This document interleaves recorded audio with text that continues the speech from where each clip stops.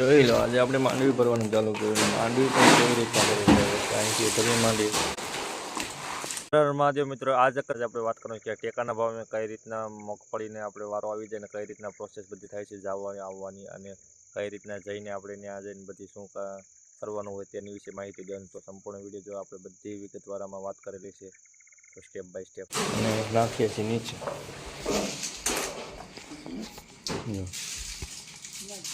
લારી નીચે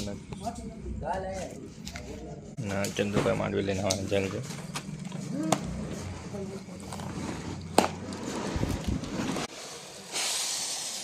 પહેલાં લારી નીચેથી ભરી લીધી ડાયરેક્ટ તગારે તગારીને, હવે સલાખામાં ડાયરેક્ટ ભરતા જાય છે અને ગાહડીઓ ભરાતી જાય છે. જો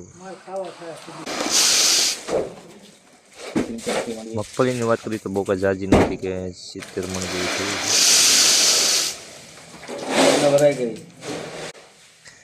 અને આવી રીતના કંઈક આપણે મગફળી સાથે સાથે ખાતા જતા અને રમત કરતા જતા અને મગફળીના ગાહડી ભરતા જતા. ટોપ ઉપર ટોપ આવવા માંડ્યા અને આપણે નાખવા માંડ્યા ઝટપટ, તાકી ગાયન ઘા ભરાઈ જાય. અને ભરવાનું વાત કરીએ તો આપણે 9 વાગ્યે ભરવાનું ચાલુ કર્યું હતું. તે 11 વાગ્યા સુધી મગફળીની ગાહડીઓને એવું બધું બાંધીને ટ્રેક્ટર કમ્પ્લીટ કર્યું હતું. અને અહીંયા મગફળી પહેલાં માળા ચડાવી હતી ને એ અહીંથી લેવીને તે પણ મુશ્કેલ બહુ હતી, કારણ કે તગારા ઉપર તગારે ભરવું પડે, ત્યાં સિવાય ટ્રેક્ટર ભરાય છે ને અને ગાહડીઓ બંધાશે ને જોઈએ. અને અહીંથી મગફળી જેણે ઉતારી હોય ને એને જ ખબર હોય કે અહીંયા કેટલી મહેનત કરીને અને મગફળી ઉતારી હતી. તો અમે જ જાણીએ છીએ, કારણ કે તોય પણ કરવું પડે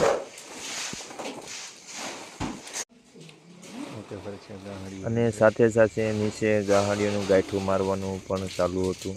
નીચે ગાહડી બંધાતી જતી અને પછી એક સાથે બાંધીને પછી આપણે ગાહડીઓ બધી બાંધીને પછી આપણે બાબરા ટ્રેક્ટર ઉપાડ્યું. જોઈએ બાબરા જઈએ છીએ. સવારમાં વહેલા 5 વાગે ઉઠ્યા હતા આજે અને 5:30 ટ્રેક્ટર રવાના કરી દીધું છે માર્કેટમાં જવા માટે. તો જો બાબરા પહોંચવા નગરપાલિકાનો ગેટ પણ આવી ગયો છે અને સવારમાં ઉઠીને વહેલું જવું પડે અને પછી ત્યાંથી એક ટોકન લેવું પડે. બસ હવે પહોંચવા જ આવી ગયા છે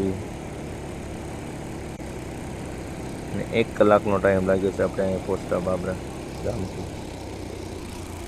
ને કંઈક આપણે ચીન આવી રીતના તો ટાઈડની એવી ઠંડી હતી કે મોઢે અને માથે બાંધવું પડ્યું. જોઈ શકો હવે રીતના પાયલોટ થઈ હતા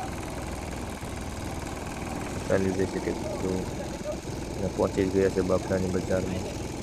બસ સ્ટેન્ડ પાસે પહોંચી ગયા અને ત્યાર પછી આ ટોકનની કાર્યવાહી થાય છે. ગેટેથી ટોકન લેવાનું આપણે અને પહોંચીને વારામાં ટ્રેક્ટર મૂકી દેવાનું થાય છે અને વાટ જોવાની. 9 વાગ્યા 9:30 વાગે આપણે બોલાવે તો આપણે જવાનું.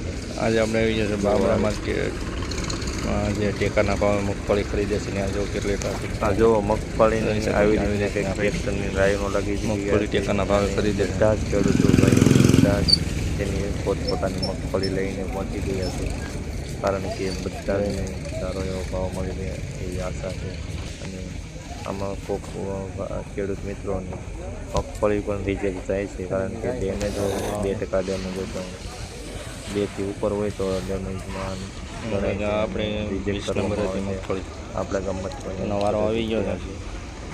બીજા 2 મિત્રોને પણ કરેલી હતી. 9:30 વાગે વારો આવ્યો છે સવારમાં. કેટલા વાગે છૂટા થયું છે તો જોઈએ. 9:30 વાગે આપણો વારો આવી ગયો છે. અંદર બોલાવી લીધા હતા અને હવે આપણે જાશું. જ્યારે આપણો ઉતારો કાઢવાનો થશે ત્યારે આપણે મગફળી ખોલવા જશું. તે જે બનાવે છે બતાવી કે મગફળી કઈ જગ્યાએ ખોલવા જવાની. જો આવી રીતના બધા જ ઢગલા કરીને મૂકી દેવાના અને મગફળીના ઉતારા માટે 200 ગ્રામ મગફળી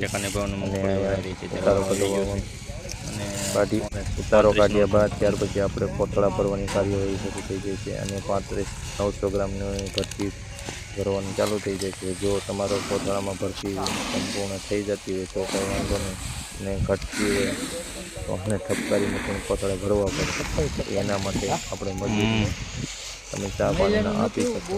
જો તમારી ઈચ્છા હોય તો તમારું સારું કામ કરીને આપી. જો કે આપણે આ કેસમાં આપણે કંઈ જરૂર પડી નથી. કાયદેસર કોથળામાં મગફળીના 40 કિલો હમાઈ જતી હતી એવી મગફળી હતી, એટલે કાંઈ ઉપાધિ જેવું હતું છતાં પણ આપણે 100 રૂપિયા ટીકર આવી જાય ને મારી દે ટીકર ઓલામાં પછી જાય કામ ઘરે થઈ જાય. પછી કોથળા ભરાઈ જાય પછી આપણે બિલ માટે જવાનું. બિલ ત્યાં જઈએ ત્યાં આપણે સ્ટીકર આપે ને તેને આપણે લખીને અને સિક્કા મારીને દઈ દેવા. આવડા ઠેલાના છે આવડા મૂકો ને આપણે સિલાઈ કામવાળાને કહી દીધું કે ભાઈ સ્ટીકર અહીંયા મૂકું છું, તમે લઈ લેજો અને કરી સિલાઈ મારી દેજો. એટલે આપણું કામ પૂરું અને આપણે બપોરે 12 વાગે નવરા થઈ ગયા હતા.